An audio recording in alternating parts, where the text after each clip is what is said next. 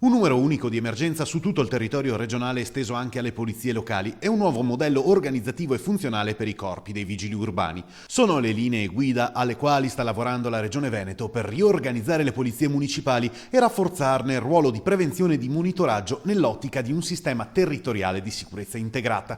Il progetto è stato presentato a Padova durante il convegno Sicurezza urbana e polizia locale, una nuova regia regionale. Forte interrelazione tra tutti quelli che sono gli operatori della sicurezza a tutti i livelli per riuscire ad avere un coordinamento efficace, partendo anche dall'obiettivo di avere un numero unico sulla sicurezza che permetta di smistare e di dare efficaci risposte a quelle che sono le richieste che vengono dai cittadini. Intanto dai sindacati si alza forte il grido contro il disegno del governo Renzi che stando alla loro posizione, ridimensionando le polizie locali. Evidentemente vogliono ancora di più sminuire quello che è il ruolo fondamentale della polizia locale all'interno dei comuni, perché la sicurezza è di tutti ed è per tutti.